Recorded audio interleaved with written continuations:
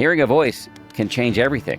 So AT&T wants everyone to gift their voice to loved ones this holiday season, because that conversation is a chance to say something they'll hear forever. AT&T. Connecting changes everything.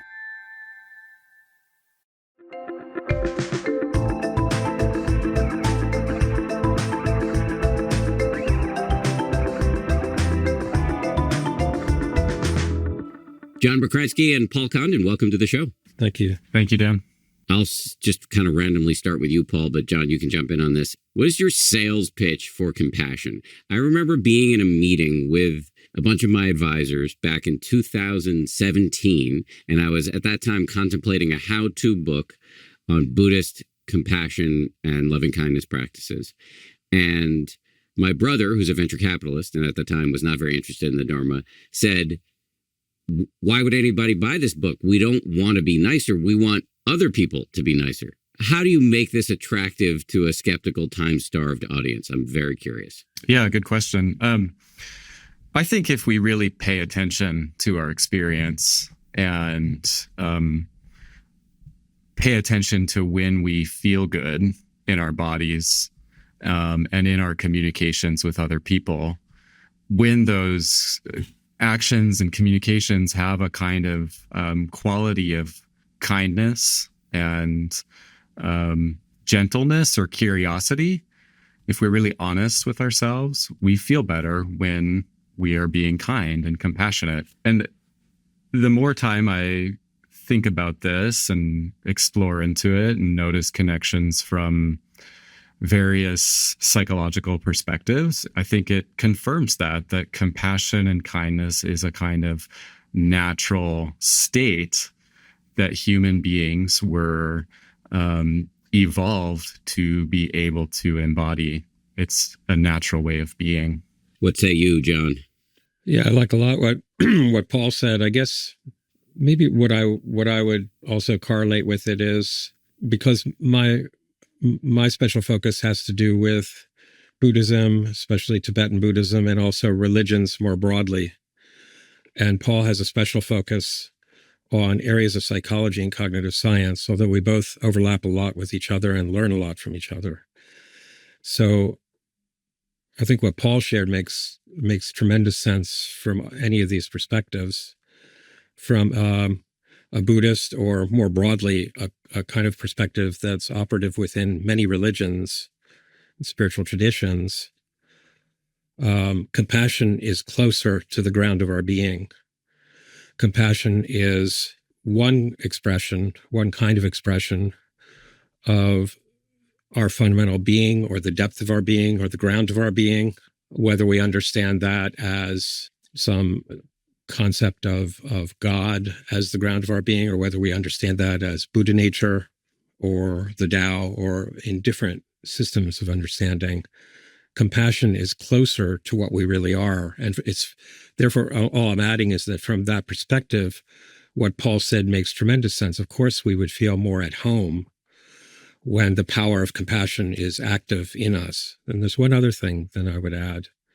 Is in a sense, it is an expression of more of our true home, or of our very being, prior to the ways that we tend to get caught up in our socially conditioned reactions to everything, along with everyone around us. It's more like ontologically, sort of like fundamentally prior to all that, or more fundamental than all that, is a kind of a home base that compassion is kind of calling us back to. So let me before you go on another, let me just stay with that. I almost never interrupt guests, and we will edit that out, but I don't want you to go on and make a whole other interesting point that I then have to follow up and then loop back to this thing on. So I think what you're saying there, I'm going to say a bunch of words, and then you should fact check me, because I may say stupid words. I think if I'm hearing you correctly, you're saying our factory setting is compassion, just by way of elaborating on that. I've heard studies about newborns given a choice between puppets, malevolent puppets or benevolent puppets, like dangled in front of them, and 100% of the time, I don't know if these are newborns or infants or whatever, but not 99, like 100% of the time they go for the warm option. And so it's like somehow being in a compassionate state, and we'll define what that is, but being in a compassionate state feels like home, whether we're able to articulate that or not. There's a powerful pull in that direction. How am I doing? I think you're doing really well. I'm sure Paul will want to comment on that, and he's probably familiar with these studies. But my first thought on that is it's not just that compassion makes us feel more at home here. It's an expression of our true home. It's an expression of a kind of a primal expression of the very ground of our being. However, that may be understood somewhat differently in different spiritual traditions, I think they would virtually all be nodding in agreement. It's more of an expression of our fundamental being as such. And therefore, we feel more at home because it's an expression of our very being prior to the mess we all tend to make out of it through our various kinds of conditioning and social conditioning. And therefore, yes, of course, infants prior to much of that social conditioning spontaneously would have a natural affinity for what they more deeply are before they get more and more lost in caught upness like the rest of us, influencing that. Yeah, so there's a couple threads of connection between what your question was, Dan, and what John says, and then some things that or ways that I would bridge the connection. So from an attachment theory perspective and also evolutionary psychology perspective, infants come into the world with a kind of inborn instinct to be in connection with a source of safety and comfort and security, usually a parent, a caregiver, and their behaviors are attempts to maintain some kind of proximity to that source of care. And there's an interesting perspective. A famous developmental neuroscientist, Michael Tomasello, wrote that humans in particular, compared with other animals or other primates, humans are specifically prepared to be in connection with multiple adults. So it's our sort of natural state or natural baseline to be in a caring, compassionate connection with more than just one caregiver. The infant's attempts to prefer the infant's instinct to prefer the prosocial warm puppet is some evidence of that infants seek out sources of comfort and safety in their environment. And our behaviors or capacity for prosocial behavior are actually rooted in that instinct to maintain proximity to compassion or proximity to care. The perspective that John's speaking from in terms of Buddha nature or the ground of our being makes deep sense from this developmental evolutionary picture of humans as instinctually wanting to be near compassion. Of course, I think we would tend to think that what we really want, like your friend said to you, the business person, my brother, your brother, what we want is for other people to be nice to us. It's not that we want to be nicer. And of course, we can all recognize a kind of a truth in that. But I think it's important to kind of raise up some other possibilities around that. What is it we're really wanting when we want others to be nice to us? The question comes up then, what is it that we're really seeking when we want other people to be nice to us? Well, we want to feel like and that means our bodies, our minds, our feelings, our perceptions, our world. We want to feel like we are held in warmth and care and held in the kind of, embraced in the kind of well-being that comes with those qualities of warmth and care and compassion and so forth. We want that. So why divide it up and say, well, we just want others to somehow give us that? First of all, they can't actually give us that. That's an experience that we could have, but that experience follows from our capacity to be able to experience that. And if we were not able to experience that, we wouldn't, no matter how other people treat us, no matter how nice they seem to be to us. So there's something in us that is evoked by others being present to us with care and warmth and compassion. I'm going to give it those qualities rather than just niceness, okay? What's evoked when others are present to us with warmth and care and compassion? I think with that, this again follows both attachment theory and some very important areas of Buddhist understanding and experience. What's evoked in us are corresponding qualities of warmth and appreciation and gratitude and care and compassion. It's not like we're just experiencing directly from others those qualities. It's that if they're present to us embodying those qualities of warmth, care, compassion, if they're present in that way, that evokes in us or triggers in us the corresponding qualities, which are qualities that we have capacities for. And therefore, what we're really talking about is not just what we want from others, but what we want, period. We can access more and more of that if we learn how to. So I've just turned around a little bit what your brother was raising and sort of half agreeing with him that, yeah, of course, we want those qualities. But no, they're not just coming from others as if they inject those qualities into our experience. They're triggered by others who embody those qualities. And what is that triggering in us? Those qualities.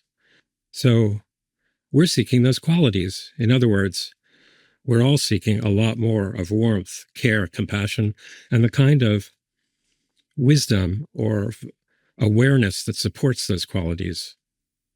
That's what I think we're all seeking.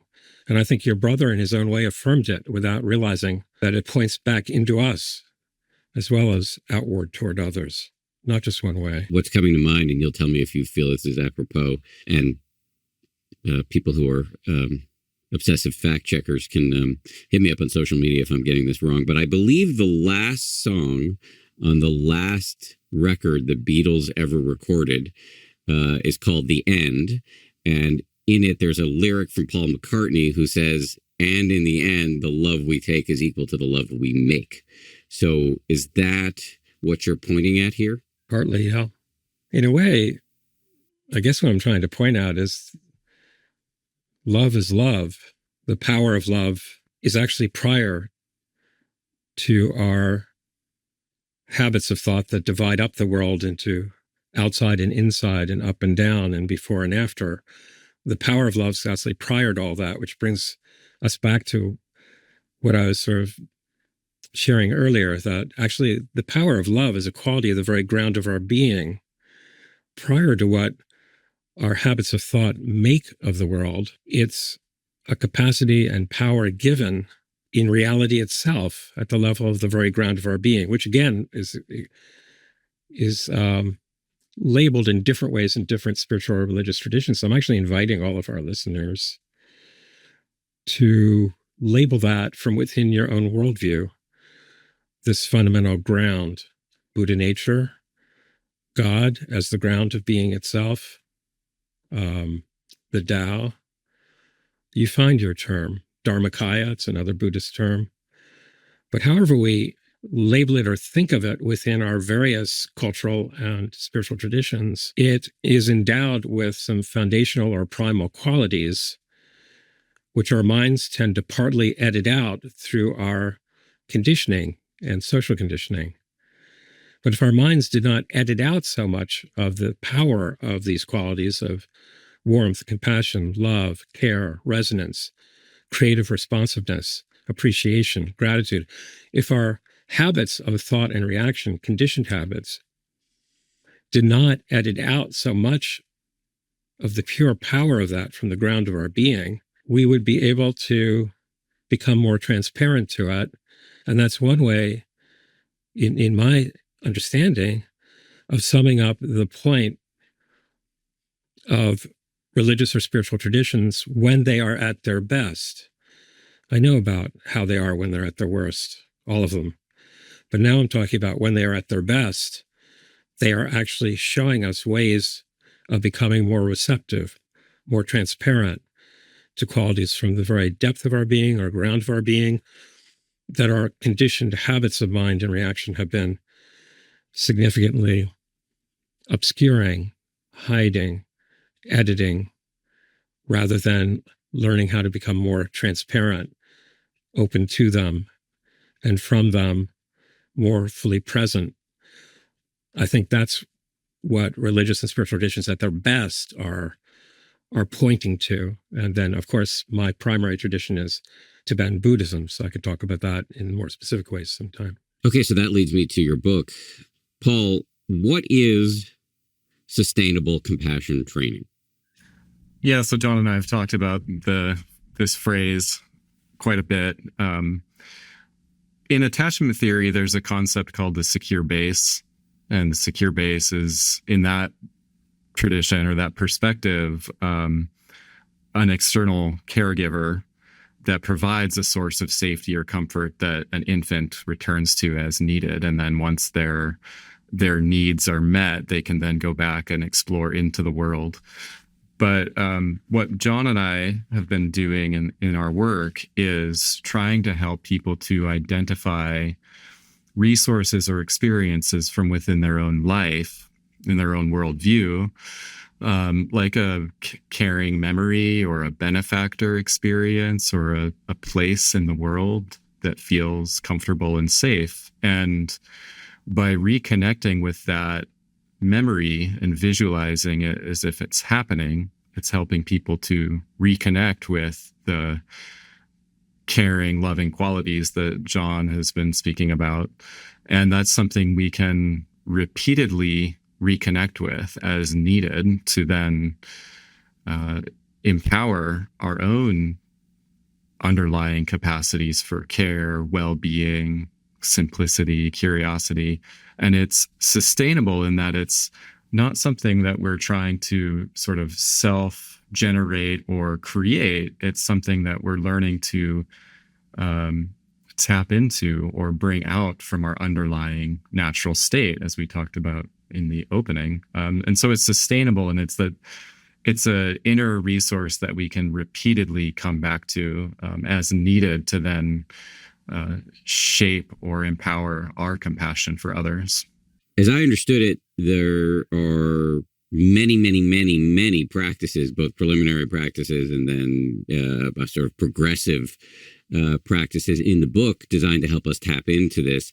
But I heard you say, and you might have just landed, I might be being obtuse, to use a fancy word here, that really it's all about summoning some image of a moment of a benefactor, or what I think is sometimes unfairly derided as a happy place in common parlance. But it seems like my understanding going into this interview was that actually what you're describing in the book is much more complex than that.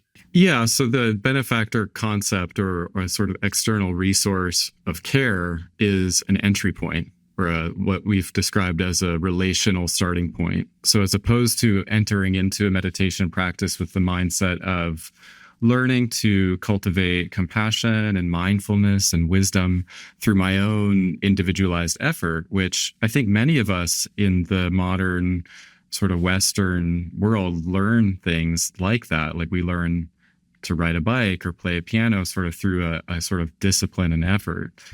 What we're suggesting with this relational starting point is learning to tap into something with support, starting with support of an external resource with the sense that we are held in qualities of love and compassion. But then, as you said, that is a kind of starting point that initiates the potential for much further kinds of practices that help deepen into qualities of love and wisdom. So we just had a big team summit here at 10% Happier. All of the employees got together in northern Westchester, which is the county to the north of New York City. That's where I live and work. And so the team all got together in my neck of the woods, and we got some homes on Airbnb where everybody stayed together. I actually stayed at my house, but the team members all stayed together in these two homes. We were a little worried about it at first. What was it going to be like to have all of these colleagues who don't know each other that well staying together in these large houses? It turned out to be great. We were able to get houses where everybody could have their own bathroom, and it just led to a ton of bonding. People stayed up late together, watched movies, caught up, got to know each other. It just led to an increased level of bonding. And that's one of the reasons why I love Airbnb, not only when I'm arranging housing for my team on a retreat, but also when I am arranging vacations with me and my family. And here's the cool thing. I love staying in welcoming homes that I book on Airbnb, but it's got me thinking that my home could do the same for somebody else. My wife and I have put so much love into all the details of our home. Why not help somebody feel comfortable and taken care of while they're traveling, when we're away from home? Think about it. If you host your home on Airbnb while you're traveling, it's a great way to offset some of the costs of your trip. The extra income that you make can be put towards an upcoming trip, a splurge you've been eyeing, home improvements. And if you've got a lot of trips ahead of you, hosting is a pretty cool and unique way to make some money back. Whenever I travel, my place is just empty. So while I'm away, it really does make sense to host it on Airbnb. Your home might be worth more than you think. Find out how much at airbnb.com/host. You know, AT&T believes hearing a voice can change everything. It's why we love a good podcast, or we save voicemails from loved ones, because we appreciate the sound of a familiar voice. When I need a pick-me-up, I call my friend Willie. Willie and I have known each other for nearly 25 years. He's just an incredibly close friend, and I laugh my you-know-what off every time we talk. That's my guy. AT&T wants everyone to share their voice over the holidays. So send a voice note, leave a voicemail, call someone, because that conversation is a chance to say something they will hear forever. Happy holidays from AT&T. Connecting changes everything. So for people listening along at home, might want to do this. John, let me turn to you. Can you describe this initial practice? Like, you don't have to guide us in it, but how would we do it if we're interested in tapping in? I think the easiest way is to just guide it for a couple minutes. It can be very brief, but it's limited what happens if you just talk about it. You just come down from the thinking mind into the body as best you can.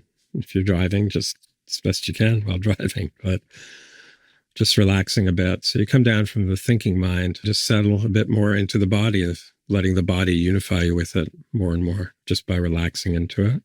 And just try now to recall a simple, caring moment with another person or a pet that makes you happy to recall, or feels heartwarming or kind of uplifting to recall. Just try to do that right now. Try to remember this kind of simple, caring moment with another person or a pet. A moment when perhaps someone was kind of radiating some warmth to you, or just happy to be with you, or really listening or seeing you, or could be a moment of snuggling with a child or a pet. Can you recall a moment like that? Kind of makes you happy to recall. Now bring this to mind, not just as a memory, but as happening right now. Right now, you are being seen and held in deep care, and compassion, and acceptance and warmth, beyond all judgments. Just sense or imagine that that's happening. You already know it. You've experienced it. Just inhabit that now and feel it. And relax into that and steep in its loving energies and its tender qualities. And let them just infuse your whole being and your whole world, every part of you and your world, loved in its very being. Just relax into that and let these tender qualities embrace all of your body and mind, and just let everything be. So that was a short meditation, introductory meditation. Thank you, John. Let me go back to you, Paul, because I think what you were saying as a distinction here, it struck me as perhaps being a distinction from the way compassion is normally taught, or at least the way I've understood how it's normally taught and have therefore taught it myself, is like you're developing a muscle. Now, we already have a muscle like a bicep, and we can develop it through bicep curl. And in traditional loving kindness or karuna or compassion practices in the old school Buddhist Theravada tradition, it's often described as kind of, or I've often heard it as, you're training up these innate capacities. Here, it sounds like, yes, that is true, but it's also something about, it's less doing.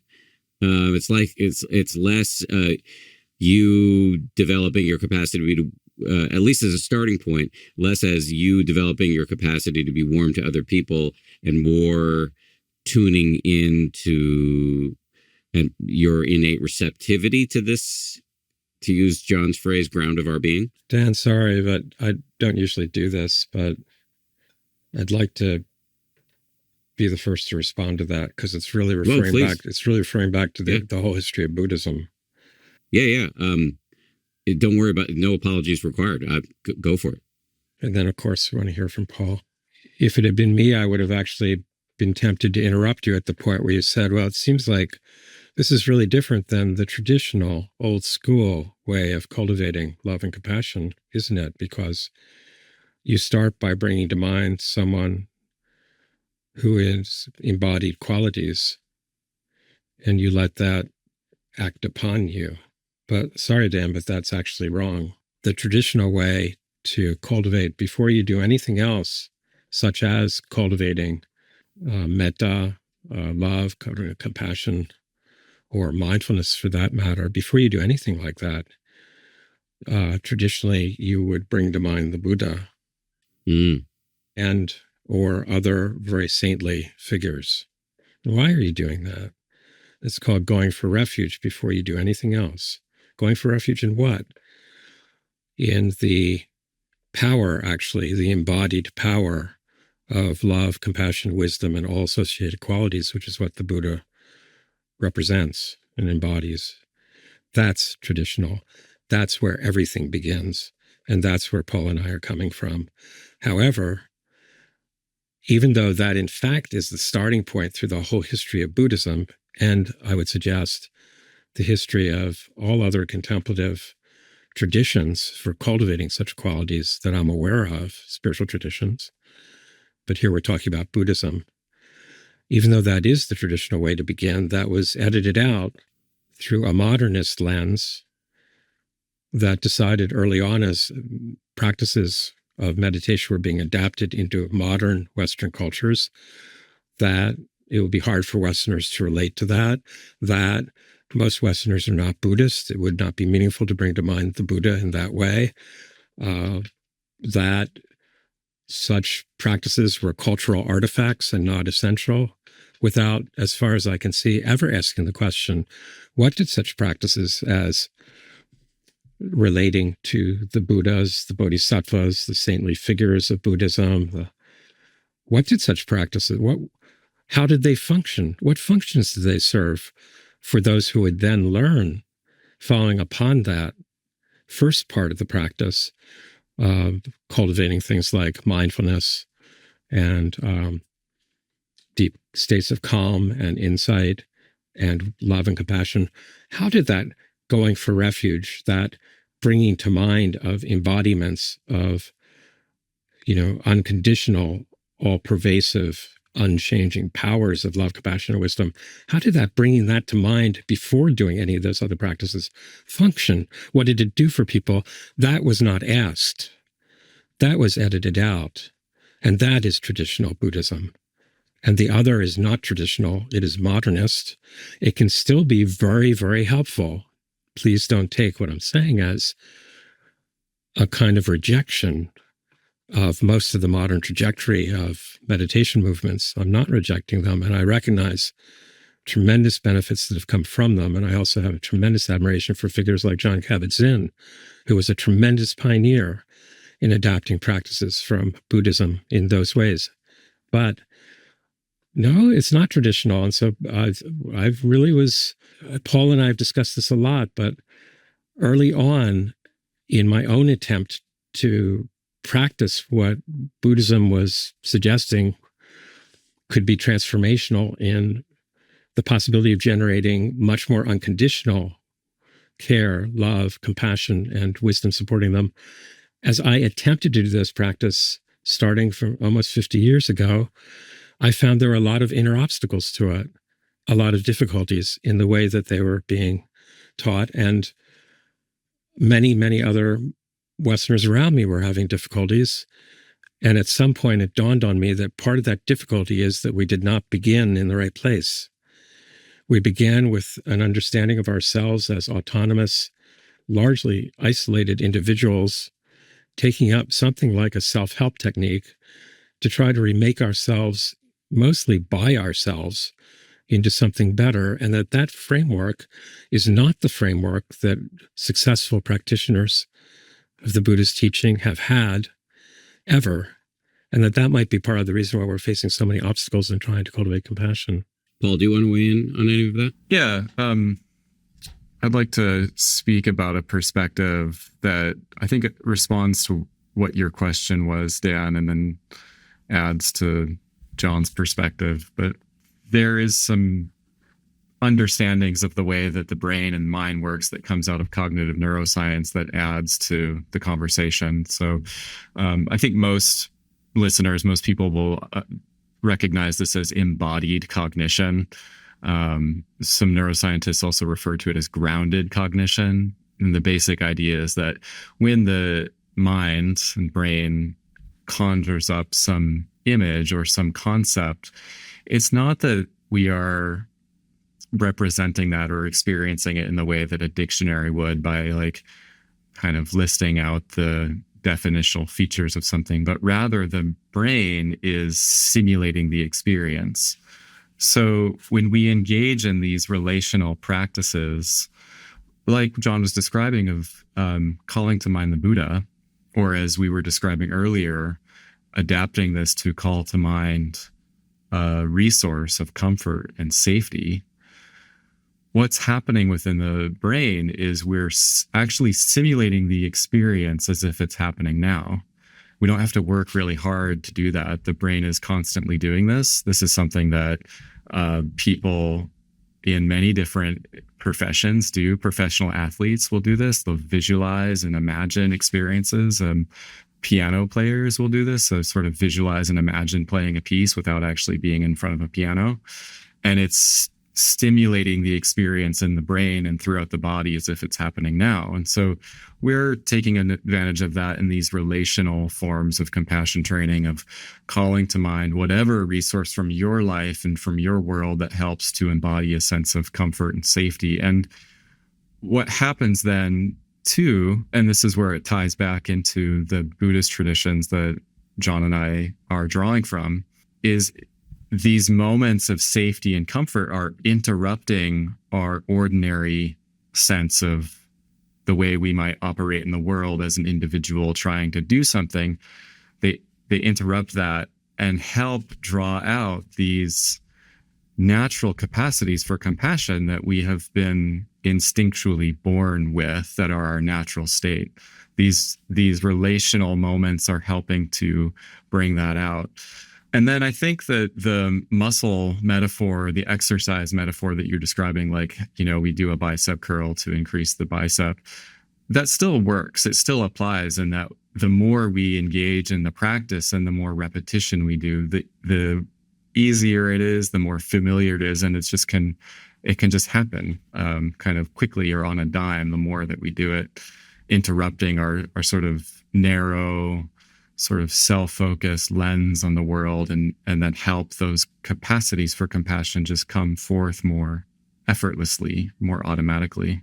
Is there any research into what this practice we've been talking about, this receptive mode practice, into what the benefits might be for? It just strikes me as somebody who's had anxiety since sentience, that it might have some pretty powerful effects on anxiety. Yeah, so there's a field of research called attachment priming.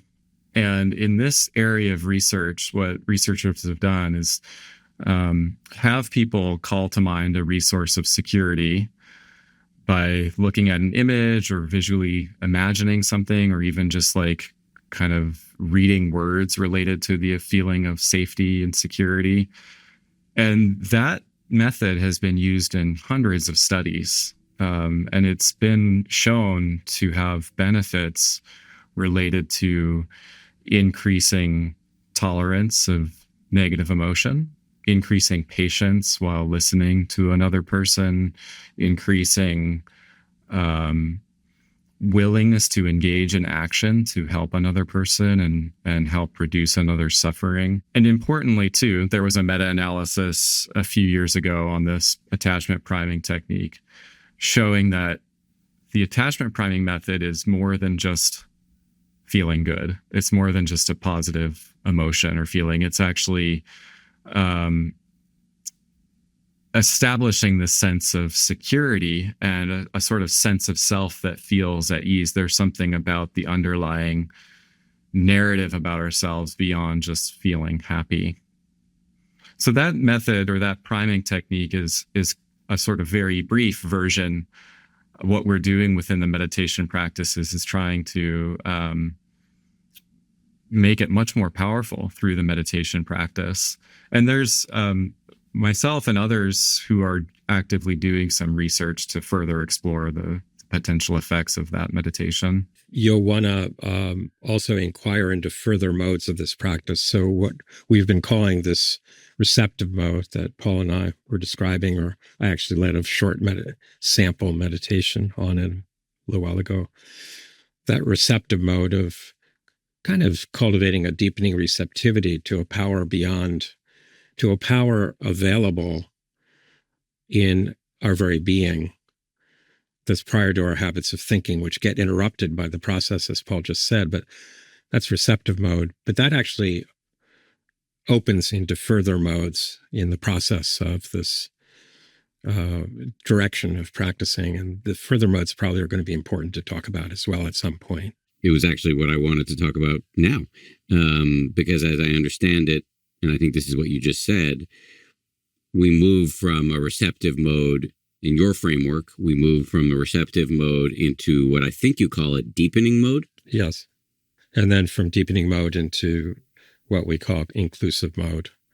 And all that becomes a basis for explicit practices of compassion. Let's start with deepening mode. Can you describe it? And how, very practically, how we would get ourselves there? Yeah, notice the phrasing of your last question. How would we get ourselves there? Exactly. And that's exactly, that's the orientation, really, of our modern moment. Of course, yeah. Everything gets translated back into how will we translate all this into a self-help technique. Unfortunately, that framework of mind, although it's so conditioned in us, as modern, largely urban people, won't get us all that far into what can become, from the understanding of the kinds of traditions that Paul and I are drawing from, actually in the direction of more literally unconditional love, care, compassion, and awareness that supports them. Those frameworks will intrinsically limit that possibility, because unconditional means beyond our usual frames of reference around a narrow sense of self trying to get something for itself. So that everything becomes conditional. What do I want to get out of this for me? What do I want to get out of other people for me? That just automatically limits everything. So these are some of the underlying issues for why we really wanted to recover more of the relational starting point, which became receptive mode. And also, before moving from that into deepening mode, to iterate, even though one of the main ways that's operated in Buddhist traditions through the ages has been by bringing to mind the Buddha or Buddhist saintly figures, it's also operated in those cultures by bringing to mind your mother, if she was a loving person to you, or other loving figures. What that begins to suggest is that it can really open up as we work it out in our book and our practice process. It means that any caring moment is revealing capacities of our basic being that could help us to become more and more receptive to those capacities. Any such caring moment, or any one in our life or world that we feel grateful has been in our world, and so forth. And so it can also open up into other religious worldviews. And so when we teach this stuff, including the receptive mode, we certainly are not just saying, now bring to mind the Buddha. If you're Jewish or you're Christian or you're Muslim, you bring to mind what comes to your mind from within your own worldview. And people have been able to really connect to it in that way, right from within their own worldview, not some other worldview that's imposed on them.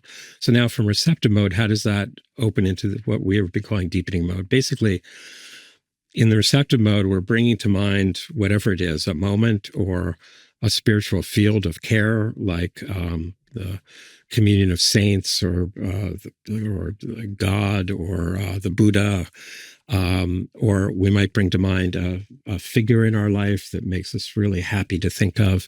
But whatever it is that we bring to mind, like in attachment priming in psychology, it's actually beginning to open up access to capacities and then experience qualities of warmth, care, appreciation, gratitude, love, compassion, and so forth, resonance.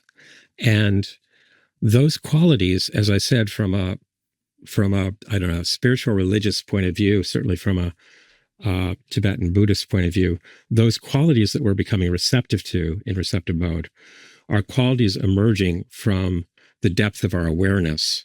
We can learn to allow those qualities of warmth, care, acceptance, deep allowing, compassion. We can learn to let them help the mind, which is normally kind of relatively conditioned in a kind of a brittle way, always on alert to try to protect a narrow sense of self.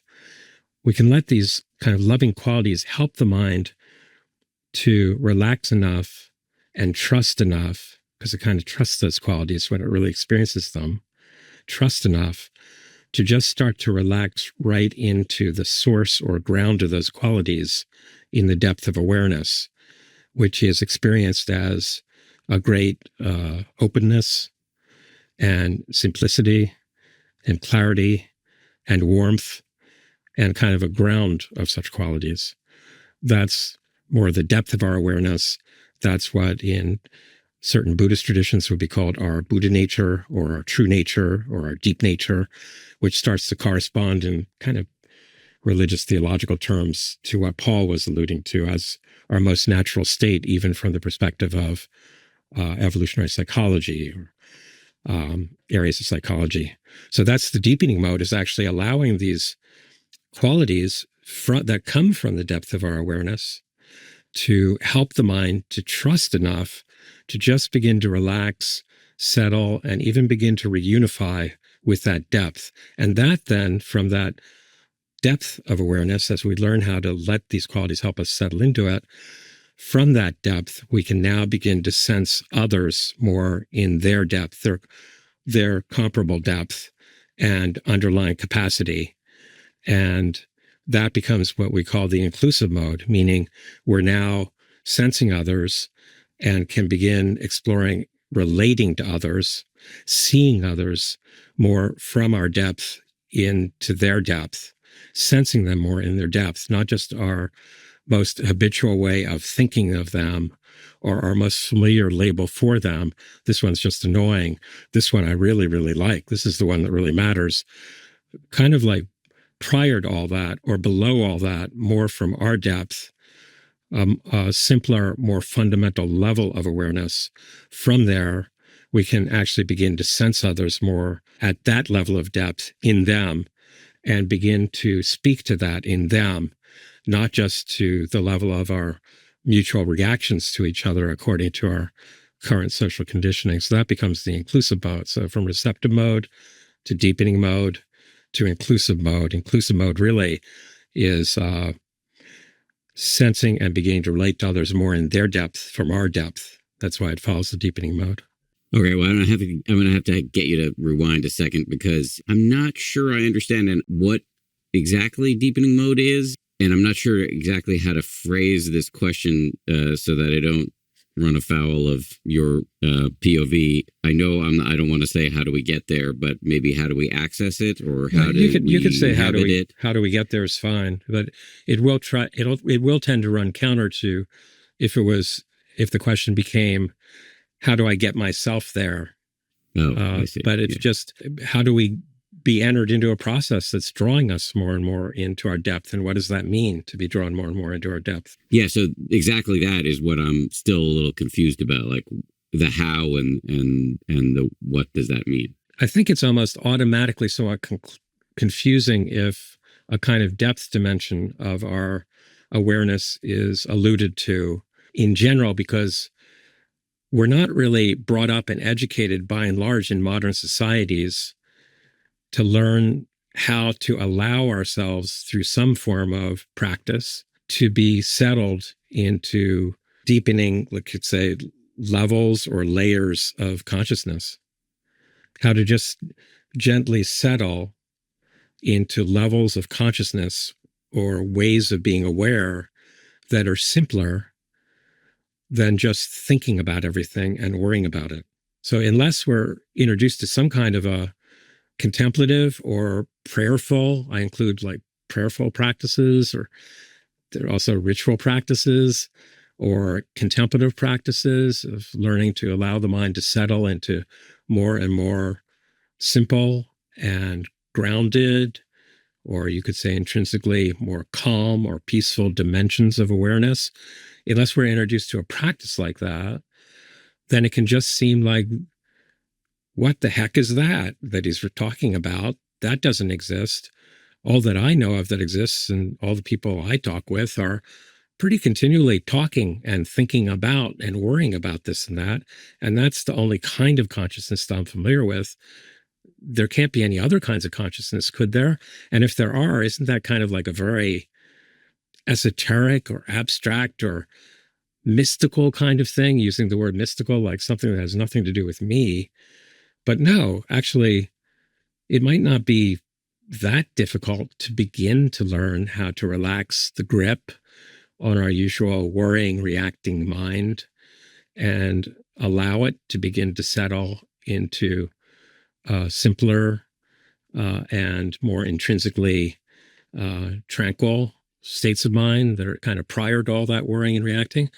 And then from there, we could also begin to sense that there's a fundamental openness in the kind of ground of our awareness, or you might say, and even in the background of our awareness, if we could settle back and relax into it more, a fundamental openness there, just like corresponds kind of like the openness outside of us is a fundamental openness more in the ground of our awareness, which we might discover if we could learn how to relax into that openness. And along with that openness and kind of intrinsic calm or tranquility that's available there, at least to some degree, if we begin to touch on it, there are also many other qualities, including a capacity or quality of a kind of a warmth or a deep allowing of all the aspects of experience to unfold and begin to process or metabolize themselves in their own way. And actually, in the little meditation exercise that I just led, we actually began to touch in on that direction of possibility at the very end of it. You might remember that I was saying, well, just kind of relax and steep in that experience of tender qualities, however that is for you. Like every part of you in your world loved in its very being. And then just let yourself just kind of relax more and more right into that, deeply allowing that. And then just explore letting everything be. And it's at that point that I was actually signaling toward the deepening mode, letting these qualities just help the mind and body to start to relax and settle so deeply that another kind of level of consciousness just naturally starts to emerge, not by trying to force ourselves into another state of being or consciousness, but just allowing it to naturally kind of emerge more when that starts to become deepening mode. Yeah. I'm just wondering how much luck do you have getting beginners to get to that state? I mean, what I hear you saying is in my own meditation practice, there are times when I just allow sensations of the breath or sensations of the body to be there. I will then, of course, get distracted a million times, start again, tap into a kind of non-interfering awareness of whatever objects are arising in my mind, either thinking or physical sensations. And then again, get distracted, start again. Is what I'm describing at least coming close to what you're describing in terms of deepening mode? Of course, it absolutely sounds related to me, but there is a difference. Notice you're still maintaining this self-help kind of frame of mind, like I will then do this, and after that I'll do this, trying different things. And that all, there's a lot of self-discipline involved in meditation. Paul and I don't want to pretend that that's not the case. Of course there is.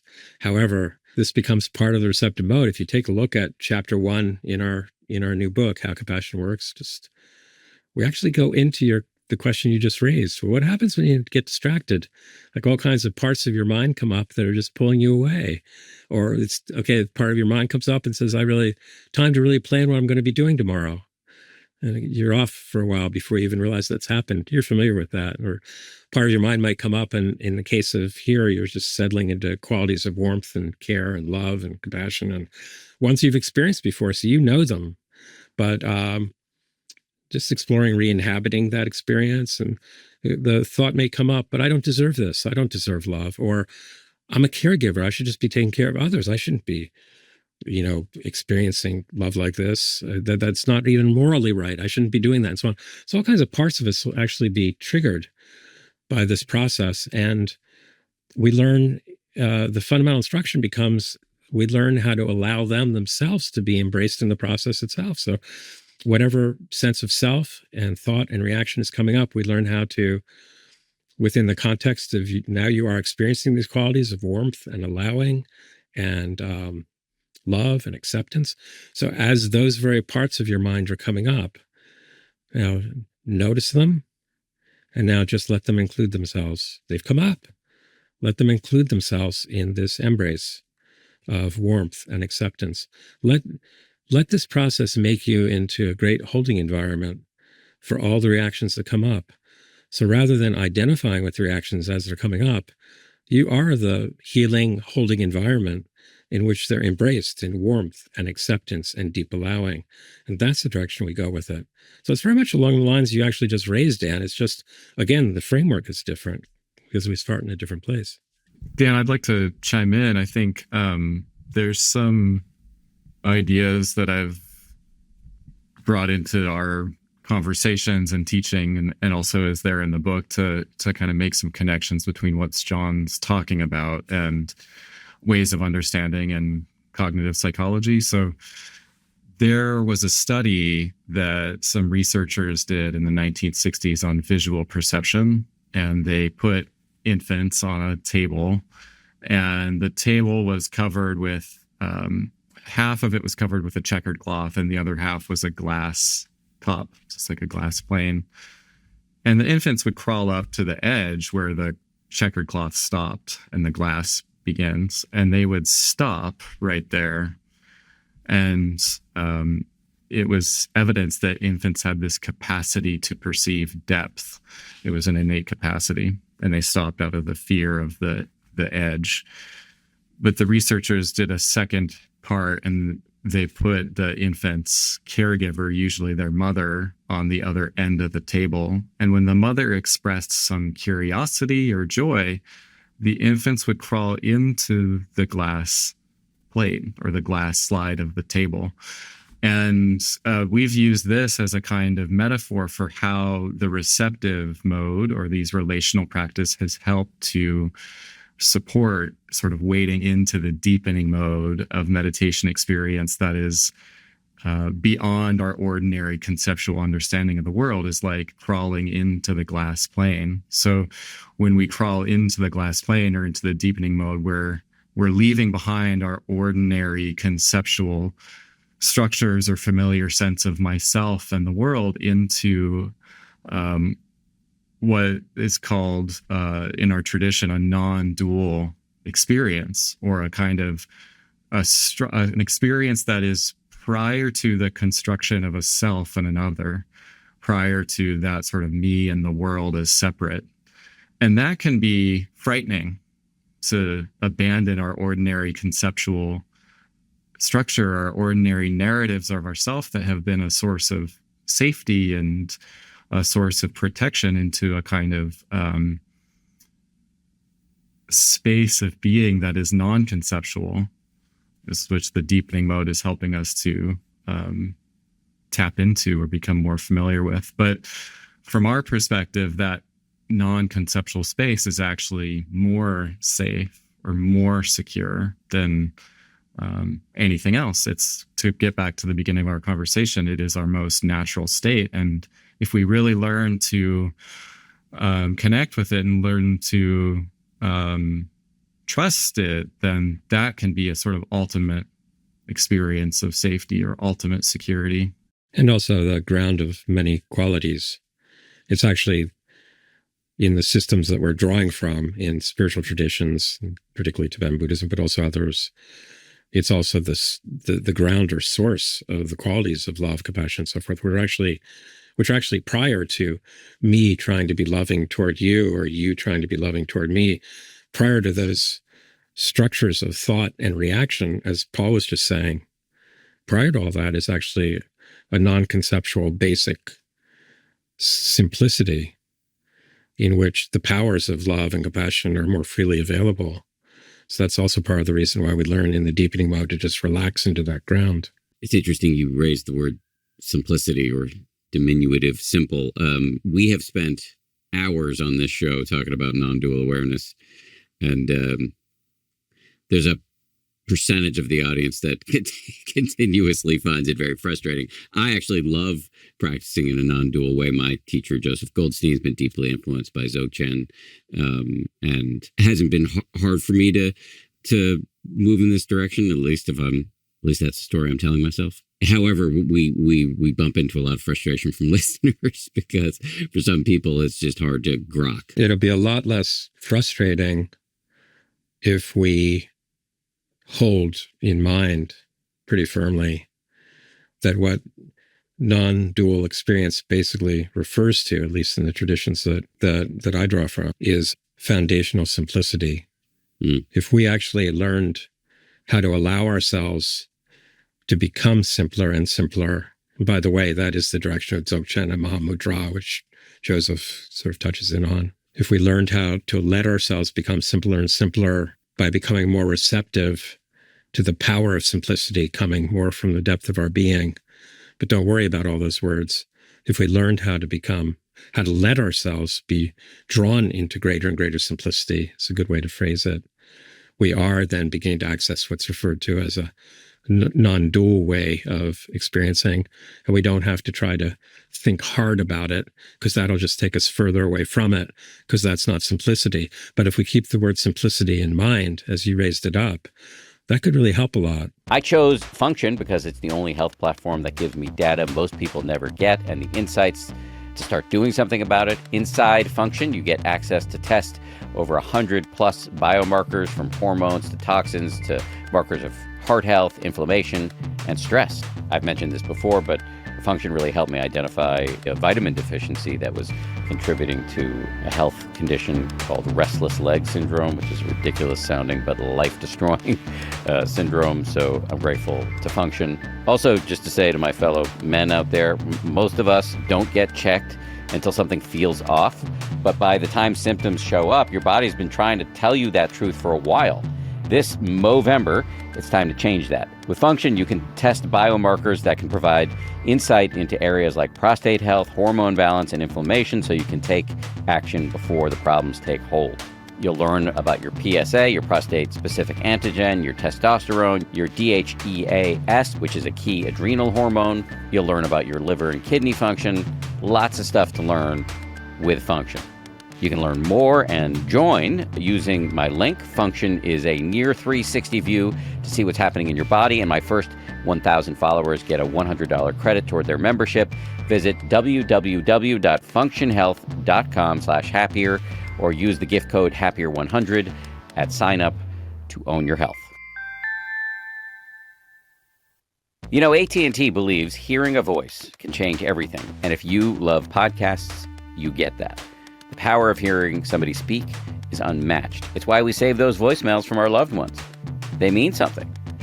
For me, when I need a one-on-one holiday boost, I know who to call. My friend Joseph Goldstein, my meditation teacher. This is a guy who is just, every time I got a problem, I can call him up and he talks me off the ledge and gives me practical and profound advice. AT&T knows the holidays are the perfect time to do just that. Share your voice. If it's been a while since you've called somebody who matters, now is the time, because it's more than just a conversation. It's a chance to say something they will hear forever. So spread a little love with a call this season. Happy holidays from AT&T. Connecting changes everything.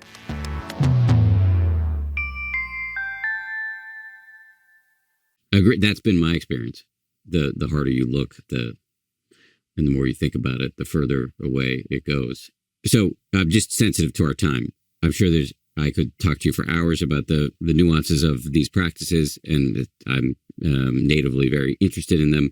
But perhaps the best use of what remains of our time would be to talk a little bit about how all of this redounds to our daily lives. So what kind of practices can we knit into our daily lives to boost our compassion quotient? What Paul and I have have been offering and is articulated in that new book, How Compassion Works, is we need some kind of a starting point, and it needs to be a starting point into a process that brings us more and more home as we experience what home means, home in a kind of a deep sense, starts to bring us more and more home. And then from that home, we can start to welcome others more home in a way that can also relate to them more in their own home base, which to some degree overlaps with ours. So the kind of the depth or ground of our being, or you could say the depth of our humanity. But that starting point is maybe different for different people. I think for many people, or most that I've worked with, this kind of relational starting point of something like the receptive mode is pretty welcoming, because you can bring to mind whatever it is that actually makes you happy to bring to mind. And that feeling of happiness or being uplifted or inspiration or warm-heartedness is already the beginning, the starting point of experiencing qualities, loving qualities. And that's actually a big deal. So that starting point is often a good starting point, or one of the best for most people I've encountered who start to enter into some process with us. But for some people, that won't work, right? At least won't work right now very well, because of kinds of what we might call attachment wounds or difficulties that may be often in early life or traumatic experiences. And so there are all kinds of other ways of beginning, and also other supports that may be needed, including certainly healing methods of psychotherapies and things like that as supports or a way to begin. And ultimately, I think what we all need is the healing power of experiencing more and more what it's like to be held in unconditional warmth and love, and from that base become an extension of that great holding. From that very basis, hold others. I think actually every human being will need to experience that more and more somehow eventually, but the way that that happens for each individual will be somewhat different. So your question was about, well, what practices could weave into our daily lives? Well, first you have to take up some kind of a practice that you, as Paul said earlier, that you repeat a lot, that you become very familiar with, and gives you more and more access to these kinds of loving qualities and powers of your being. And then from there, you can engage in your own best way the other modes of practice, which basically mirror those modes in the various contemplative traditions, deepening more and more into your home base. And then from there, sensing others more and more as more than your habits of thought about them, or even their habits of thought about themselves, more of sensing them more in their very being, not just their habits of the thought about themselves or your habits of thought about them. So that comes from the receptive and deepening mode. So in one way or another, I mean, just entering into these modes, but it could be your simplest and best ways to access them. And for many people, that starts with their best way to access the receptive mode. Then once you become really familiar with it in some kind of meditation practice, like first thing in the morning, then you weave it into your day. You touch in on it again many, many times in your day. The practice that's most connecting for you right now, out of all those, one, practice. And you do it a lot throughout your whole day in little breaks, little moments. While I'm waiting for you to ask the next question, just settle into it for a minute. And then that'll start to be like thousands and thousands of times that you've been touching in on those qualities. And then those qualities will start to empower you for further practice. Yeah, I can imagine that changes the complexion of your entire day. Dan, something I'd like to add in terms of like a kind of a take home or takeaway.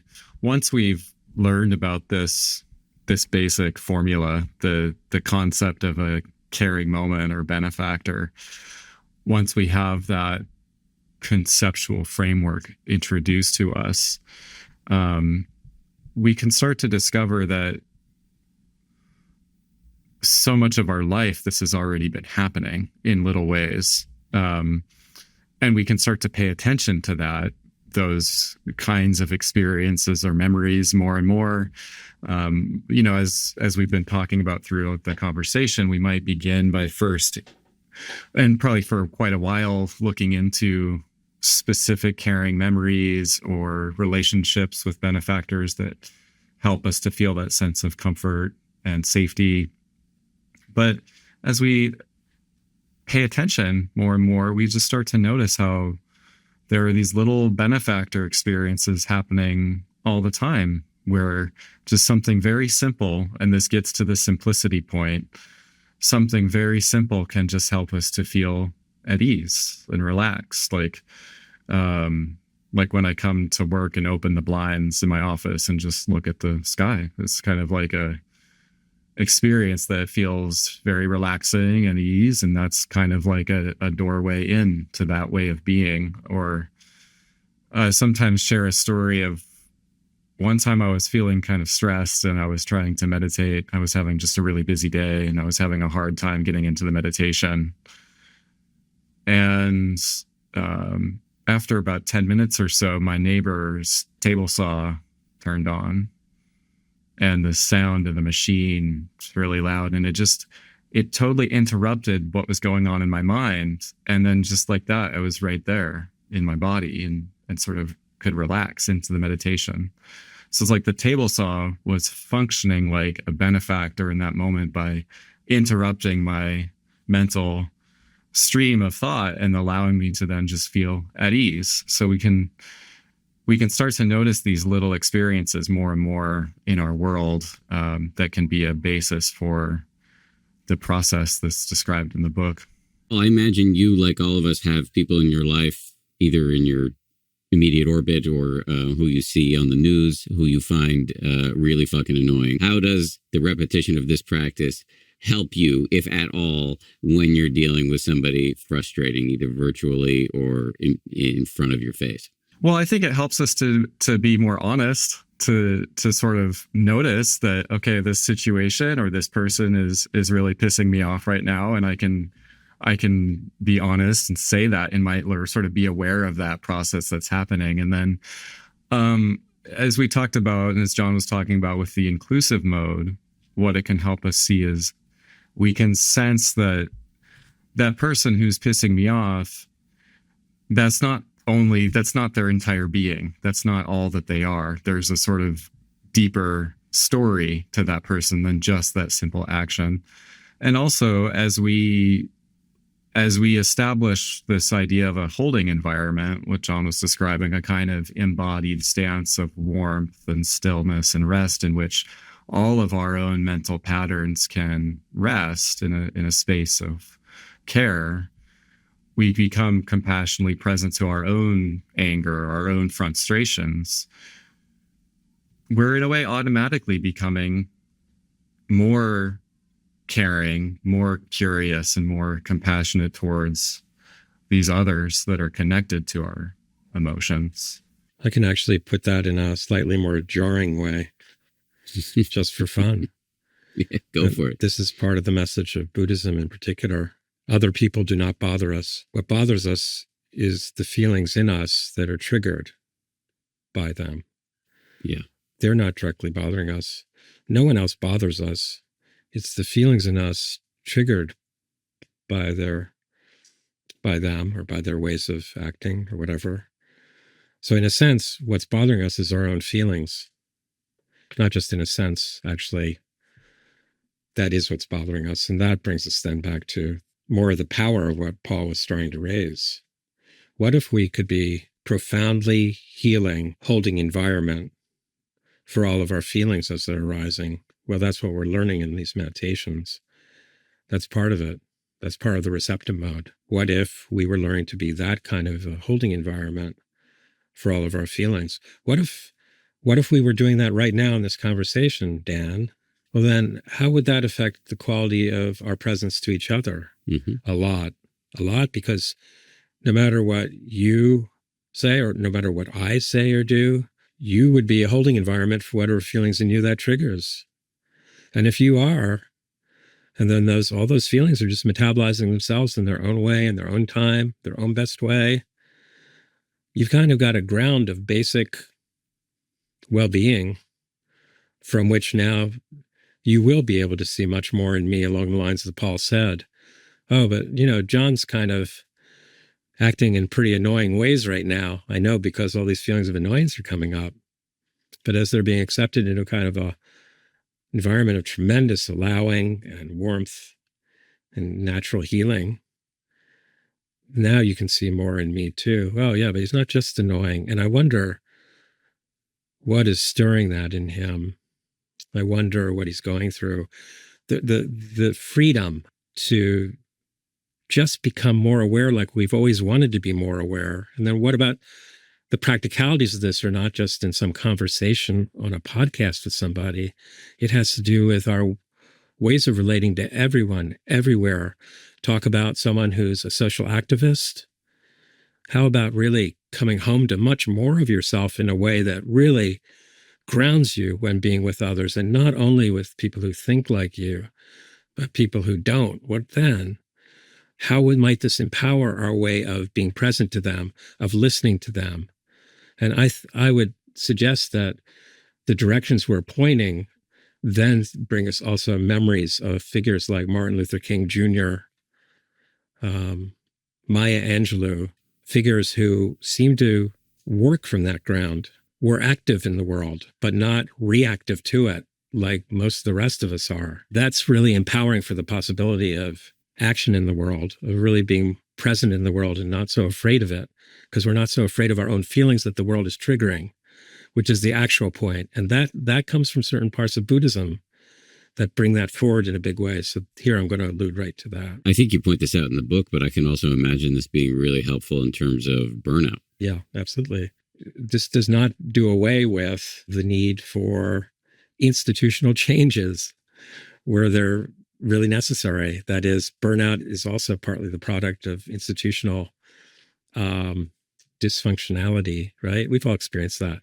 It's not just me individually burning out, but the institutional man in has situated the way we're working together in ways that become just impossible for a human being to really endure. So, but nevertheless, that we could find some empowerment by becoming more of a holding environment for all of our feelings that could empower us to challenge what needs to be challenged also in our institutions, but without so much reactivity and with more of a sense of sensing the humanity in everyone involved, including our institutions' administrators, who are also human beings and maybe also very caught up and desperately trying to work out what to do. Well, maybe we could be more of a healing power in that situation and not just a reactive kind of power within it that might be more effective. A couple of years ago, I was in India and at a meeting with the Dalai Lama, and there was a young firebrand activist, Irish guy, very smart, in the room. And he, after a couple of days of listening to the Dalai Lama talk about the power of compassion and altruism, kind of had enough and was like, look, the Taliban are back in control in Afghanistan. You still don't have control of Tibet because the Chinese have it. The climate is the darker forces on the planet seem to be prevailing, and you're telling us to have compassion. And through a series of explanations, it was going through a translator, but the Dalai Lama and his allies had a really good explanation or case to be made, which is that, when we're maximally effective. I believe the words the Dalai Lama used are, we have access to the full brilliance of the human brain and mind when we are not in the grips of hatred. And it doesn't mean you can't be strategic. It doesn't mean you can't take affirmative action in tons of ways. You just don't need the hatred on top of it. So does all of that rhyme with what you've been arguing for? I think my thought on it is kind of simple in that when we're not so fully identified with our emotional reaction because of this idea of a holding environment and our anger or fears or anxieties or stressors, when those reactions are allowed to rest in a space of warmth and safety and curiosity, we're not so fully identified with those reactions. So we have more agency. We can be aware of the anger and aware of the oppressive conditions. But like you said, Dan, like the Dalai Lama's response, we can then take more advantage of our own powers and our own capacities to then show up and respond to others and do things with more effectiveness. We can still draw upon the information of our reactions and emotions, but they're not so controlling of us. I would just add, that was really nicely put, Paul. Again, just to be a little bit provocative, you're mentioning about the forces of darkness that were being brought up in that meeting with the Dalai Lama, and all these different things that are going wrong. And I'll say it, that I think if we were going to put it in a simple way, it's actually related to what Paul just said, then fundamentally what's going wrong is that most people don't know how to be with their feelings. And therefore they get absolutely caught up in all kinds of ways of reacting from their feelings and in fear of their own feelings, which they interpret as other people and other communities, that they're afraid of them, but actually they're afraid of their own feelings triggered for them within their context by their thoughts of all these other people or what they're doing. And so many people in the world don't know how to be with their feelings. They only know two ways to be with them: either to reject, deny, suppress, try to press down, which is absolutely not what we're saying at all. The second way is to fully identify with, rationalize them, and act upon them. And that also won't work, because in both of those ways, we're still totally under their power, profoundly subject to them, and lack freedom. We lose our agency. But there's a third way to be with feelings that neither suppresses or denies them. Quite, in fact, the opposite. Allows much more intimacy with them, gives them profound permission to fully be here, and also does not fully identify with them or react from them. And that is to become a profoundly healing, holding environment for them. But we need help with that. It'll involve some practice, and that practice is inspired by others who have practiced before us and around us and learned to do that, so that we know it's actually possible. Like the Dalai Lama that you brought up, and like Thupten Jinpa, who I'll bet you anything was in that meeting and also articulated some things with the Dalai Lama for you. And I'm telling you, I think they're exemplars. And I think they're examples not just of superior human beings or something like that, not at all. They're examples, as I think they would say, of just what's readily possible for a human being if we take a strong enough interest in just learning to become more of a healing environment for all, starting with all of our own feelings, and from there, everything. Yeah, you said that was provocative. I don't know. It seems self-evidently true to me, at least. Whether it was provocative or not, it's helpful. All the darkness in the world is coming from people being afraid of their own feelings. That can sound a bit provocative. Yeah, maybe I'm just too much in the tank. It's just not provocative to me. Okay, we're almost out of time. Just quickly, is there anything you were hoping to mention that we haven't touched on yet? I'll say one thing, so just waiting for Paul, but I'm hoping people who are listening to this don't get the impression that this new book we put out, How Compassion Works, because we do draw heavily on areas of Tibetan Buddhism and also areas of psychology and cognitive science. But to that first point, this is not just a book for Buddhists. We drew on it, but in a way in which we're seeing the analogous patterns in the other deep contemplative traditions, like those of Christianity and Judaism and Islam and Hinduism and on Chinese religions as well. It is for people from any religious or spiritual worldview, and with the support of these areas of psychology and cognitive science that Paul so beautifully brought in and correlated so profoundly. It's also for scientists, and it's for people from secular worldviews and people who didn't think they were interested in religion, but it turns out maybe they are interested in some of the things that have come from religion, which in fact are grounding a lot of how we think and a lot of possibilities for the future as well. Again, the book is called How Compassion Works, a step-by-step guide to cultivating well-being, love, and wisdom. We've been speaking with the authors, John Makransky and Paul Condon. John and Paul, thank you very much. Thank you, Dan.